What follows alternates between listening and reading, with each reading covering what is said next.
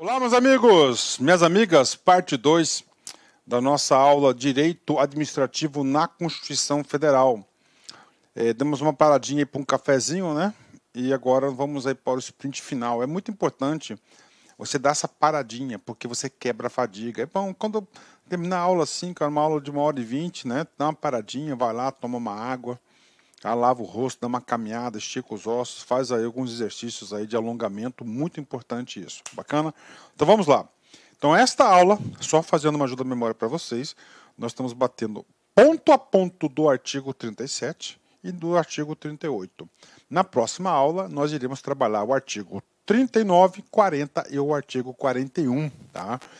Dispositivo por dispositivo. Então vamos lá. Inciso número 14, tá? Vamos lá. Os acréscimos pecuniários percebidos. Acréscimos pecuniários. Nós estamos falando de quê? De dinheiro. Aí, ó. Acréscimos pecuniários, né? Percebidos, ou seja, recebidos. Isso aqui é o juridiquês, cara. Você tem que entender esse tipo de palavra. Percebidos. Percebidos é a mesma coisa, você tem que entender que recebidos, né? Por servidor público. Então tem um servidor público aqui, ok. Né? Não serão computados, 1, e nem acumulados, 2, para fins de concessão de acréscimos ulteriores. Ou seja, após. Tá? Após, ok, vamos lá, vamos entender com calma. Vamos dar um exemplo. Fulano de tal recebe vencimento básico de 2.000, por exemplo. Os acréscimos pecuniários. Percebidos. Professor, tudo bem. Vamos dar um exemplo de um acréscimo pecuniário nesse caso concreto, vencimento básico 2.000. O cara, motivo Y, tá recebendo, pelo motivo Y, a gratificação Y, né? Vamos colocar que é uma gratificação especial.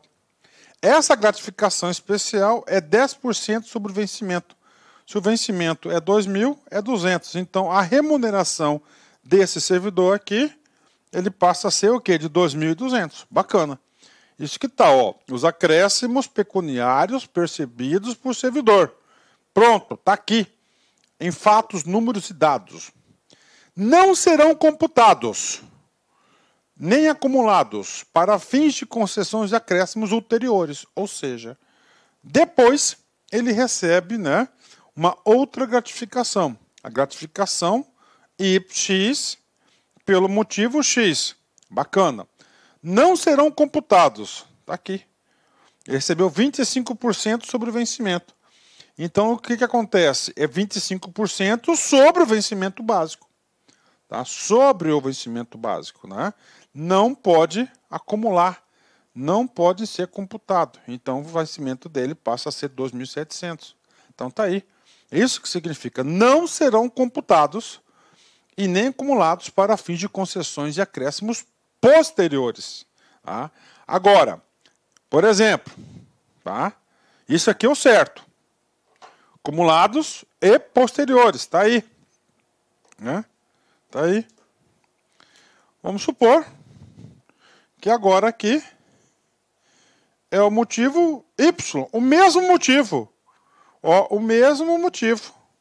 Então, o mesmo motivo, ele vai receber a gratificação X. Está errado. Isso aqui é acumulação indevida. Então, um motivo, uma gratificação. Não pode ter o mesmo motivo para duas ou mais gratificações. Não pode, é somente uma. Então, isso que significa aqui o inciso, né? Professor, redação dada pela emenda 19. Sim, positivo, né? O que diz, qual que é o objetivo do legislador? Em 1998, né? Não sei se vocês lembram, né? Já falei para você na aula passada, em 98 foi implementado o regime de remuneração do subsídio, né? Então, o que acontece? Nessa época é que todo mundo recebia, né? Por esse sistema de remuneração de vencimentos, né? Que o vencimento básico, gratificação. Então, aqui era era uma aparição de gato, tá? Uma aparição de gato aqui, tá? Gato para tudo que é lado, tá? Então, o que aconteceu? Opa! Vamos começar a disciplinar isso aí, porque existia a gratificação da gratificação da gratificação da gratificação. Era muito comum, antes desse dispositivo constitucional, o cara pegar esses 2.200 e aplicar o quê? 25%. Está errado. Se eu fosse aplicar aqui 25% sobre os 2.200, seria o quê? Seria 550. 550. E o lerite do cara era o vencimento básico pequenininho, diversas gratificações, né? Então isso aqui foi um dispositivo importante na época, ok? Bacana? Ok, vamos lá, vamos continuar, né? Outro inciso importante do artigo 37 é o inciso número 15, né? Que ele trata o quê? Gente, cara, tanto no setor público quanto no setor privado, cara, salário é irredutível, remuneração é irredutível. Por quê? Porque entende-se que a remuneração é para o seu sustento pessoal e de sua família. Então o salário não pode reduzir. Essa é a regra geral. Tem algumas regras específicas? Tem, vem comigo. O subsídio e os vencimentos, ou seja, aqui já englobou que as duas formas de remuneração, subsídio e vencimento, dos ocupantes de cargos e empregos públicos são irredutíveis. Professor, cargos e empregos, ou seja, aqui ele colocou cargo comissionado, função comissionada, tá? Ele incluiu todo mundo, servidor temporário, servidor não estável, efetivo, não efetivo, estabilizado, todo mundo. Então são irredutíveis. Regra geral. Ok? Ressalvado, vamos pelas exceções.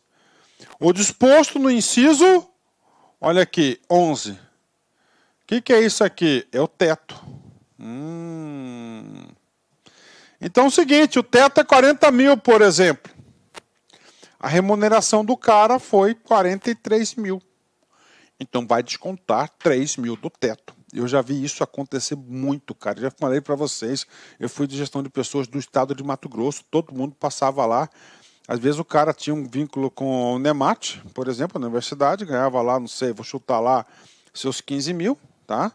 E ele tinha um outro encargo, tinha outro emprego que ganhava lá, quem sabe lá, 25 mil, dá 40 mil, e o teto na época era 35 mil, por exemplo.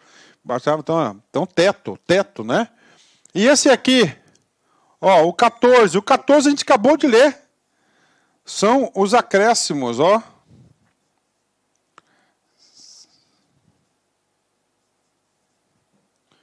Acréscimos, né? Ulteriores aí, ó. Bacana? Vamos lá. Deste artigo e o artigo 39, parágrafo 4º. O que é isso aqui?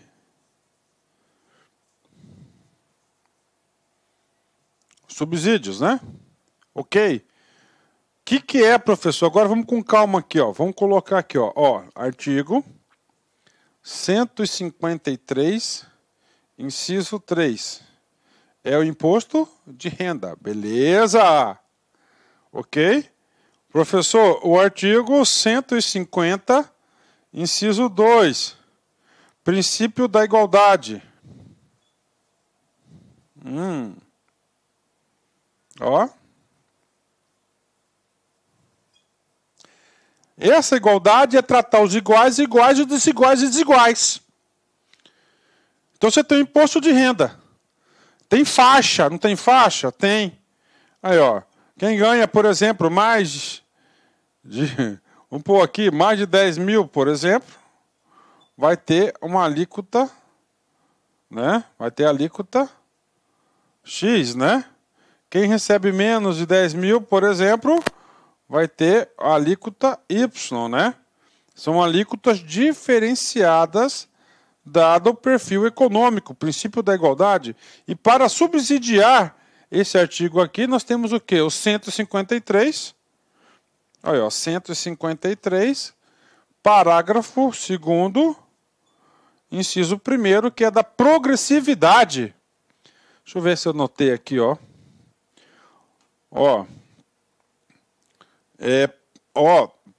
Generalidade, universalidade, universalidade e progressividade do imposto de renda. Então, a gente pode ser progressivo, as alíquotas progressivas, né? Então, isso aqui é a regra, né, da Constituição. Os subsídios e vencimentos ocupantes de cargos e empregos públicos são irredutíveis. É a regra geral. Tudo bem. Agora, existe na Constituição duas hipóteses. Ressalvado o disposto no inciso 11, que é o teto, e os acréscimos ulteriores, né? Olha, os acréscimos, né, deste artigo, e os artigos 39, né, do subsídio aí, né? as regras do subsídio, né? Aí os vencimentos, né? Olha aí, ó. Salvo aqui as alíquotas do imposto de renda. Professor, tem outra hipótese que você conhece de redução do subsídio? Sim, eu conheço outra hipótese, né? Por exemplo, o cara trabalha 8 horas por dia. Aqui no estado de Mato Grosso tem isso, na lei, né? Eu quero trabalhar meio período, que são 6 horas por dia. Ele pensa, não só de pão vive o homem, né? Então nós temos esse critério de opção. Então você pode ir lá no RH, tá certo? E mudar a sua carga horária de 8 horas diárias para 6. É claro que vai ter uma redução proporcional à sua remuneração, tá?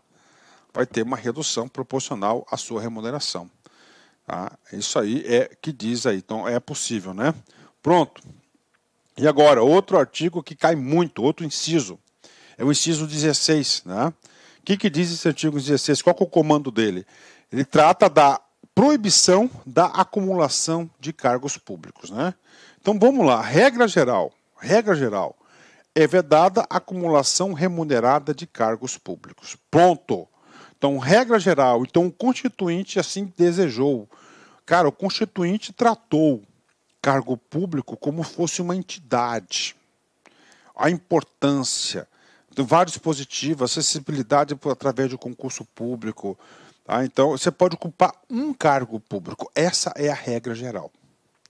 Professor, existem exceções de acumulação legal de cargos públicos? Sim.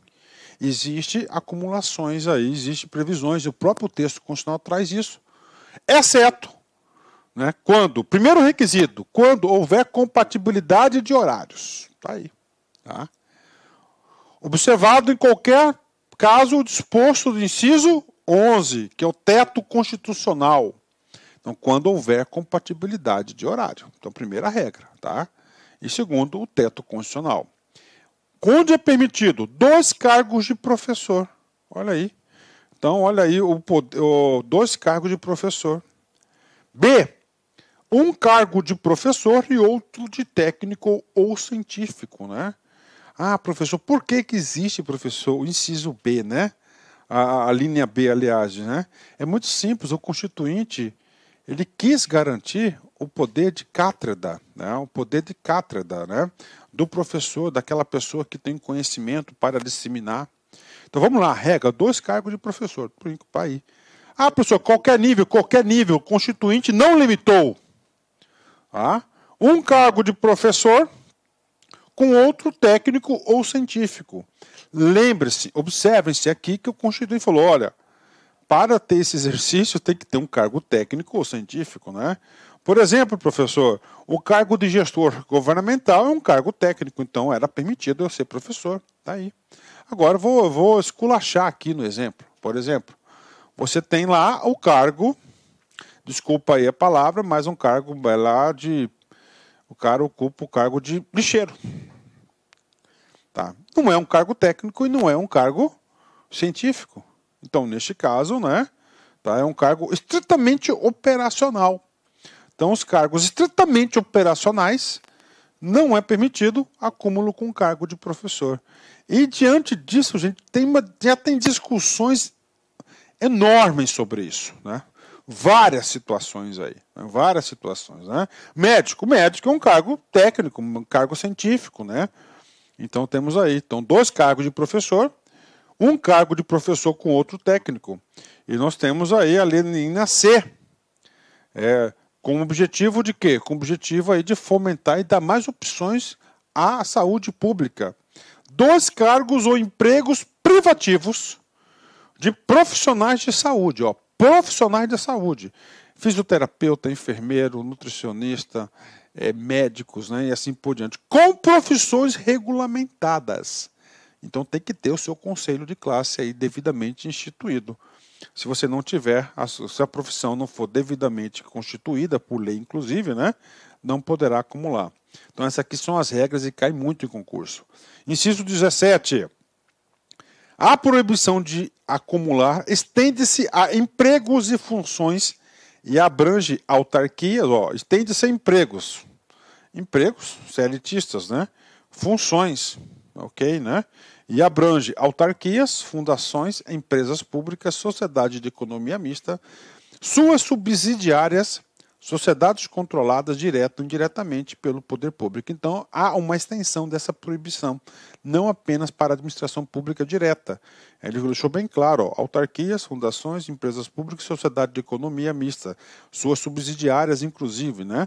Ou seja, ele quer realmente que essa regra venha a acontecer, que essa regra aí realmente aí venha, tá certo, venha a ser cumprida. Por isso que ele criou essa regra, né?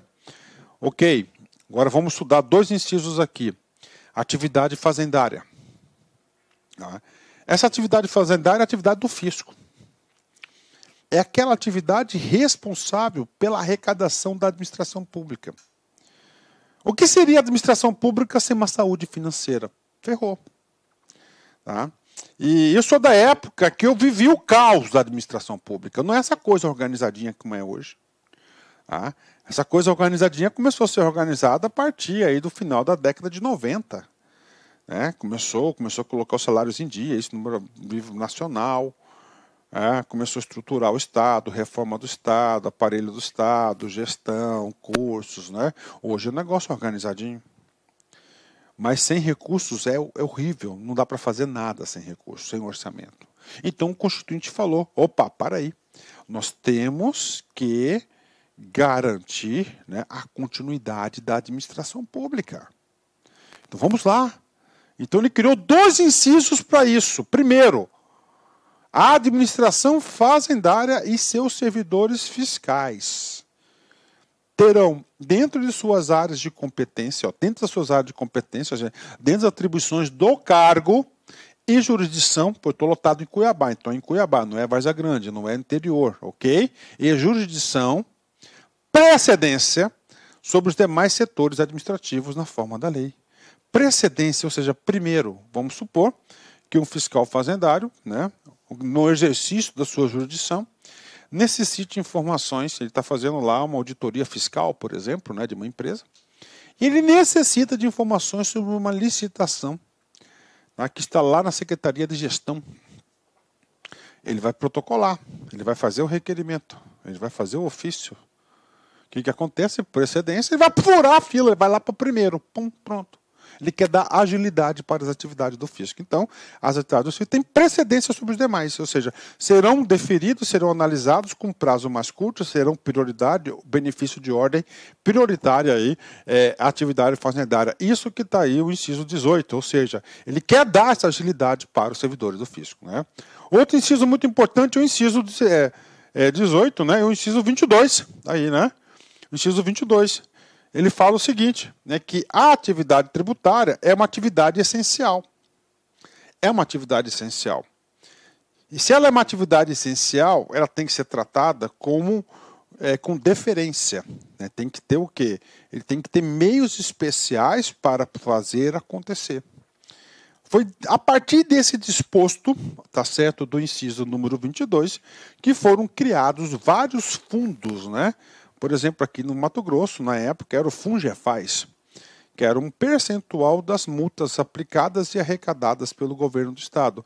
Um pequeno percentual dessas multas ia para o Fungefaz. E esse Fungefaz era o fundo que bancava todas as despesas, exceto de pessoal, da Secretaria de Fazenda. Então, a Secretaria de Fazenda, naquela época, quando eu tive oportunidade, quando eu passei no concurso de gestor em 2002, e eu escolhi Secretaria da Fazenda, porque era mais organizada.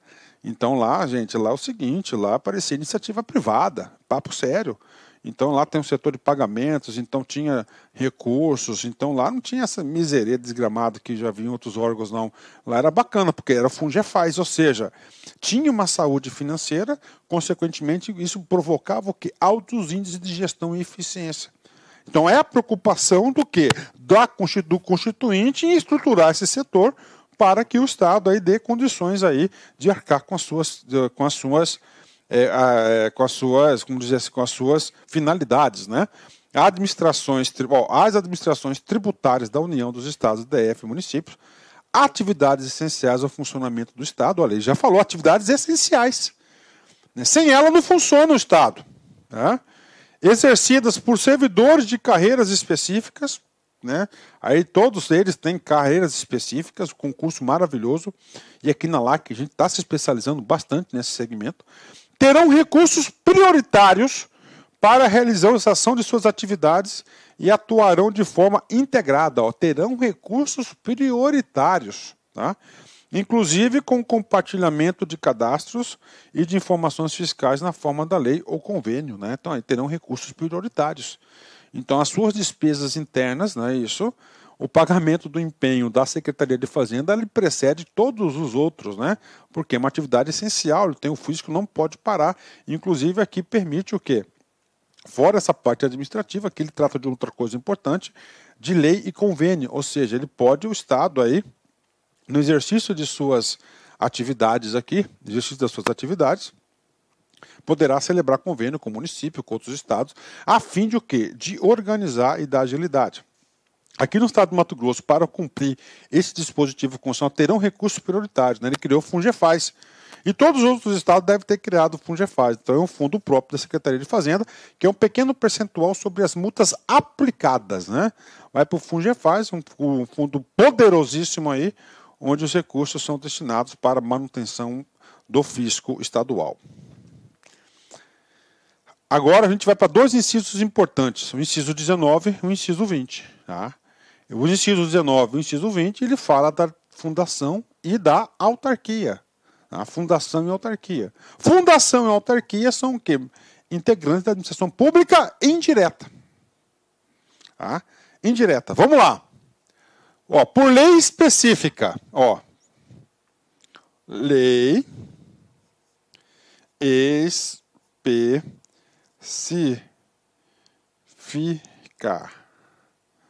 O que é uma lei específica? É uma lei que trata somente daquele assunto. Não pode ter caronista, ok, né? Poderá ser, ó,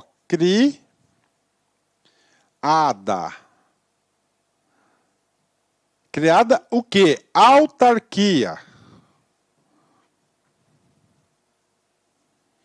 Então é o seguinte, meus amigos, é lei, olha aí, tá? Olha aí, a lei cria autarquia. Lei cria autarquia, ok? E lei específica autoriza. Autoriza o quê? A instituição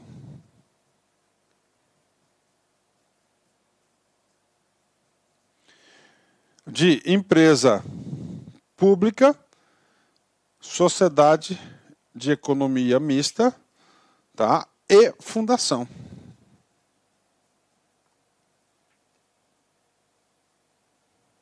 Beleza. Vamos parar aqui, tá?